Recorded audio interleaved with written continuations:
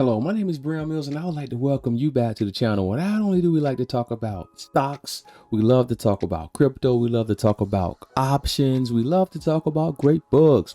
So if you like this channel, you like this information, please consider hitting the like and subscribe button.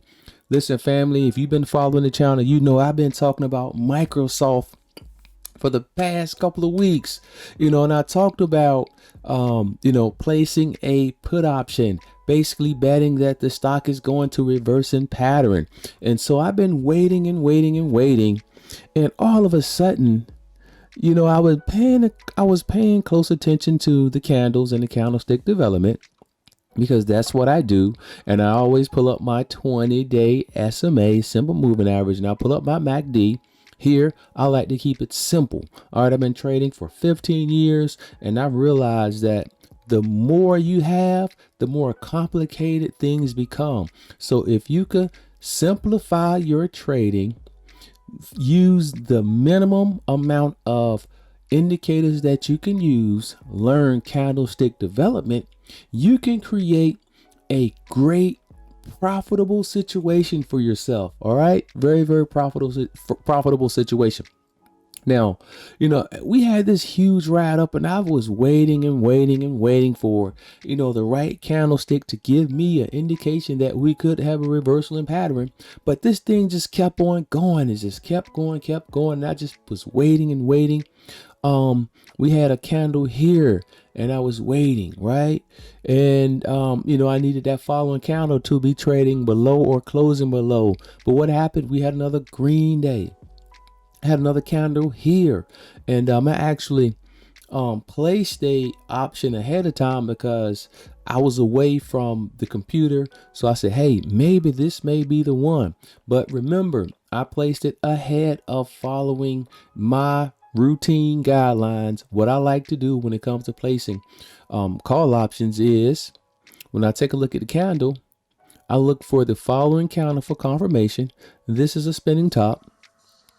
All right, so I would like to say, yeah, this is a spinning top, and I need that following candle to be trading below or closing below in order to place a call option. But what happened? We gapped up, and I placed an option here. I lost money. I lost 10-15% on an option I had. I got stopped out. Boom, lived to fight another day. And so these past couple of days I was looking. So I was looking here, another spinning top, another candle that represents indecision. So I was waiting and waiting. Hey, the next day, if the candle is trading below or closing below, this is another opportunity to put a put option in. What happened? Nope. Another day. And so these 2 days right here, these 2 days, man, the bulls and the bears are fighting for position. And each day they've ended the position or ended the day basically at a standstill. All right, basically at a standstill. Now, I'm looking at this green candle and I'm saying to myself, I'm gonna take a look at this one more day. If the following candle is trading above or below, if the following candle is trading below or closes below this candle, this is a great indication that we can place another put option. But what happened, right? So we went from a high of an open of 261 to a open of 256 and a low of 252. So when I saw this, man, a $10 drop. This wasn't what I was expecting. I wasn't expecting a huge drop like this. So I didn't want to place anything because oftentimes when you have these huge drops, we have to, recover or cover some of this gap. So I was thinking that possibly we could have an opportunity where we could rebound back up to some of these previous highs around here, but we didn't. So we had another bearish day. We have a slight bullish day and another bearish day. So the first candle that closed below that 20-day moving average, that opened and closed below the 20-day moving average, this may have represented a good day to jump in, but the next day we gapped up. So I am on the fence on this one. All right, as we open pre-market, we're down another $2. See, I like the casual decline. All right, I don't like a $10 drop. All right, so when you have a $10 drop, man, there may be some hesitation, or there may be some notice from the bulls that this may be a knee-jerk reaction. Let's move in, let's push this price up a little bit, right? Then come back down a little bit more. So based on the amount that it dropped, $10, $12, I stayed out of the play. I'm continuing to take a look at the chart, the price movement, the candlestick development. So we're going to take a look and see how things develop today. But we may have a few more red days ahead. We just had the crossover on the oscillator on 4 days ago. Okay, so remember, when you take a look, when we have these crossovers on the oscillator, man, it's usually 8 to 10 days. So that's something else to take a look at. Look at previous history. Look at the previous days when we cross over on the oscillator. How many days do we stay above trending up on average? 1, 2, 3, 4, 5, 6, 7, 8, 9. 9 days before we start trending down.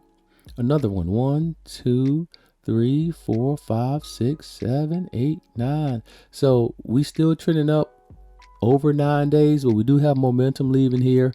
And so again, so we're looking at possibly a 9-day average. 1, 2, 3, 4, 5, 6, 7, 8, 9. All right, still trending up. We had the oscillator start flattening out around the 19th of April. Start flattening out. Then we had the bottom out here. Oscillator crossover going to the downtrend. So we do have more downward movement. So hey, listen, we have 4 days of downward movement. So we could possibly expect 9 days of downward movement. Now again, downward movement on the oscillator doesn't mean we're going to have further downward movement in the price. We could have some downward, some sideways trading. So we got to pay close attention to that.